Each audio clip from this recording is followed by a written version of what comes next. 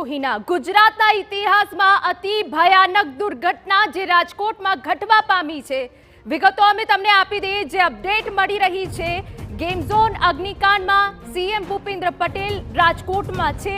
સમગ્ર પરિસ્થિતિની સમીક્ષા તેઓ કરી રહ્યા છે. પહેલા ઘટના સ્થળની મુલાકાત લીધી અને હવે હોસ્પિટલની પણ મુલાકાત લીધી.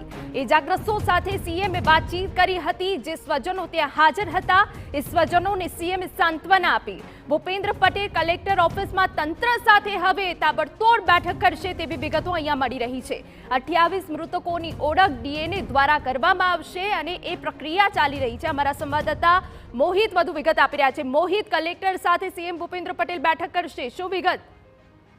હિના, સ્પષ્ટપણે જે રીતે જે રાજકોટમાં ટીઆરપી ગેમ ઝોનની જે દુર્ઘટના સામે આવી અને ત્યારબાદ ગઈકાલ રાતથી જે ગૃહ રાજ્યમંત્રી હર્ષ સંઘવી છે તેમના દ્વારા જે એસઆઈટીના સભ્યો છે સાથે સાથે સ્થાનિક તંત્ર છે અને જે ગેમ ઝોનની મંજૂરી આપવા સહિતની જે પ્રક્રિયામાં જે પણ અધિકારીઓની જવાબદારી હોય છે તે તમામ અધિકારીઓ સાથે બેઠક કરી હતી અને આ બેઠક બાદ એક રિવ્યુ બેઠક છે તે કરવામાં આવી હતી અને હવે આખી બાબતને લઈને મુખ્યમંત્રીને વાકેફ કરવામાં આવશે. બીજી તરફ તંત્ર માટે સૌથી મોટો પડકાર એ છે કે જે મૃતદેહો મળ્યા છે, કુલ 28 જેટલા લોકોએ પોતાના જીવ ગુમાવે છે. આ 28 લોકોની ઓળખ કરવી એક મોટો સવાલ છે અને જેને લઈને જ જે વહીવટી તંત્ર છે તેમના દ્વારા ખાસ વિશેષ વ્યવસ્થાઓ છે તે કરવામાં આવી છે. જે રીતે માહિતી મળી છે, સવારના 4:30 વાગ્યે એર એમ્બ્યુલન્સ મારફતે જે ડીએનએ છે તે ગાંધીનગર મોકલવામાં આવ્યા છે. આ કુલ 25 જેટલા લોકોના ડીએનએ ગાંધીનગર ખાતે મોકલવામાં આવી છે. 2 મૃતદેહોના સ્વજનો હજુ આવ્યા ન હોવાને કારણે હવે તેમના મૃતદેહ છે તે મોકલવામાં આવશે. પ્રાથમિક દ્રષ્ટિએ જુનાગઢથી આ સ્વજનો છે તે આવી રહ્યા છે. એટલું જ નહીં, પરંતુ એક જે વિદેશથી એક જે પરિવાર છે તે આવ્યો હતો તેની માહિતી મળી રહી છે. તેના કોઈ સંબંધી હજુ સુધી આવ્યા નથી, જેને લઈને પણ વહીવટી તંત્ર છે તેમના દ્વારા તેમનો સંપર્ક છે તે કરવામાં આવી રહ્યો છે. હાલમાં જે 27 જેટલા મૃતદેહ છે તે મળી આવ્યા છે. તમામ મૃતદેહ છે તેમાં કેટલાક મૃતદેહ રાજકોટની સિવિલ હોસ્પિટલમાં તો કેટલાક મૃતદેહ છે તે એમ્સ હોસ્પિટલના સ્ટોરેજમાં છે તે રાખવામાં આવ્યા છે. પ્રાથમિક માહિતી પ્રમાણે 48 કલાક બાદ રિપોર્ટ આવશે, એટલે કે 48 કલાક બાદ જે પણ જે પરિવારજનો છે તેમને મૃતદેહ છે તે સોંપવામાં આવશે અને જે લોકોની ઓળખ થતી જશે તે પ્રમાણે મૃતદેહ છે તે આપવામાં આવશે અને તે પ્રકારની વ્યવસ્થા છે તે અત્યારે વહીવટી તંત્ર કરી રહ્યું છે. જી મોહિત, જે રીતે આપ જણાવી રહ્યા છો કે રિવ્યુ બેઠક મળશે, આ રિવ્યુ બેઠકમાં કોણ કોણ ઉપસ્થિત રહી શકે છે મોહિત? જે રીતે માહિતી મળી રહી છે તે પ્રમાણે રિવ્યુ બેઠકમાં ખાસ તો જે એસઆઈટીના સભ્યો છે કે જે ગઈકાલ રાતથી જે રાજકોટ ખાતે પહોંચ્યા હતા ત્યારે તેઓ તેમાં હાજર રહેશે. આ ઉપરાંત રાજકોટ મહાનગરપાલિકાના મ્યુનિસિપલ કમિશનર, જિલ્લા કલેક્ટર, પોલીસ કમિશનર સહિતના અધિકારીઓ છે તેઓ ઉપસ્થિત રહેશે. આ ગેમ ઝોનની મંજૂરીને લઈને જે પણ અધિકારીઓની સીધી રીતે જવાબદારી છે, એટલે કે રાજકોટની ટાઉન પ્લાનિંગ શાખા કહી શકાય, આ ઉપરાંત જે રાજકોટ ફાયર બ્રિગેડની શાખાના વડા છે તેઓ ઉપસ્થિત રહેશે. આ ઉપરાંત આરોગ્ય વિભાગ સાથે સંકળાયેલા જે અધિકારીઓ છે તેઓ પણ ઉપસ્થિત છે તે રાખવામાં આવશે. જો પોલીસ કાર્યવાહીની વાત કરવામાં આવે તો પોલીસ અત્યાર સુધીમાં જે ગેમ ઝોનના માલિક સહિત 10 લોકોની ધરપકડ છે તે કરી છે. ત્યારે જે મુખ્યમંત્રી સમક્ષ આગળ કાનૂની કાર્યવાહી છે તે કયા પ્રકારની રહેશે, કાયદાકીય કાર્યવાહી કયા પ્રકારની રહેશે તે અંગે માહિતી મેળવવા માટે જે એસઆઈટી સાથે સંકળાયેલા સાથે સાથે આ કેસમાં જે લોકો સંકળાયેલા છે તે તમામ અધિકારીઓ છે તેને ઉપસ્થિત રાખવામાં આવશે અને ત્યારબાદ એક નક્કર આયોજન થાય અને જે પણ જવાબદાર લોકો છે તેની જવાબદારી ફિક્સ થાય તે માટેની ચર્ચા થાય તેવી પૂરી શક્યતા જોવા મળી રહી છે. બિલકુલ મોહિત, એસઆઈટીની રચના કરી દેવામાં આવી છે. 72 કલાકમાં હવે રિપોર્ટ સોંપવામાં આવશે તેવી વાત હાલ સામે આવી રહી છે. મોહિત, સ્પષ્ટપણે જે રીતે 72 કલાકમાં રિપોર્ટ, કારણ કે ગઈકાલથી જે એસઆઈટીના સભ્યો છે તેઓ અહીં પહોંચી ચૂક્યા હતા અને તેમના દ્વારા પ્રાથમિક તપાસ છે તે હાથ ધરવામાં આવી છે.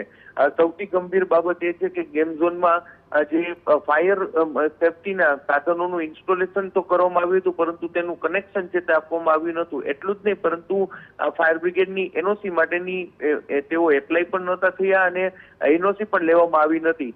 1.5 વર્ષથી વધારે સમયથી આ ગેમ ઝોન છે તે ધમધમી રહ્યો હતો. ત્યારે રાજકોટ મહાનગરપાલિકાને કે વહીવટી વિભાગના કોઈ પણ અધિકારીને જાણ સુદ્ધા પણ ન હતી કે આ પ્રકારનો ગેમ ઝોન છે તે ધમધમી રહ્યો હતો. આ ખૂબ જ ગંભીર અને મોટી બાબત છે, કારણ કે સામાન્ય દિવસોમાં સામાન્ય રીતે રાજકોટ મહાનગરપાલિકાના એ દબાણ શાખા હોય કે ટીપી શાખા હોય, કોઈ ગેરકાયદેસર દબાણ કરે કે ગેરકાયદેસર ચીજ વસ્તુ એટલે કે રસ્તા પર પોતાની લારી મૂકે તો રાજકોટ મહાનગરપાલિકાની ટીમને તરત જ જાણ થઈ જાય છે અને તેની સામે આ કડક કાર્યવાહી છે તે તરત જ કરતી હોય છે. તો 1.5 વર્ષથી 2 વર્ષથી આ ગેમ ઝોન છે તે ધમધમી રહ્યો હતો અને કોઈ પણ પ્રકારની મંજૂરી વગર ધમધમી રહ્યો હતો અને રાજકોટ મહાનગરપાલિકાના અધિકારીઓને તેની જાણ સુદ્ધા ન હતી. તે ખૂબ જ ગંભીર અને ખૂબ જ મોટી બાબત છે અને તેને લઈને અધિકારીઓ પર પણ આ સમગ્ર મામલે તવાઈ બોલાવવામાં આવે તેવી પણ શક્યતા છે તે અત્યારે વ્યક્ત કરવામાં આવી રહી છે. જો કે અધિકારીઓ છે તે પોતાના બચાવમાં એનઓસી માટે જે આ ગેમ ઝોનના સંચાલકો છે તે આવ્યા નતા તેવી દાવો કરી રહ્યા છે, પરંતુ જોવાનું રહેશે કે આખા મામલે હવે સરકાર છે તે કયા પ્રકારનું એક્શન લેશે.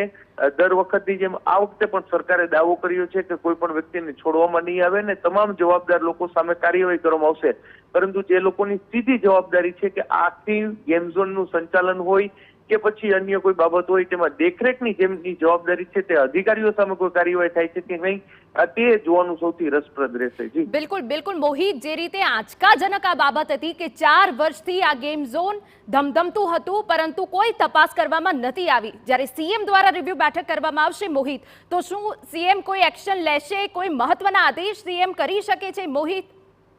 ગઈકાલે જયારે હર્ષ સંઘવી છે તેમને મીડિયા સાથે વાત કરી હતી ત્યારે TV9 દ્વારા જ તેમને સવાલ કરવામાં આવ્યો હતો કે આ ગેમ ઝોન આટલા સમયથી કોઈ પણ પ્રકારની મંજૂરી વગર ધમધમી રહ્યું હતું તો તેની સામે કોઈ કાર્યવાહી કરવામાં આવશે કે કેમ.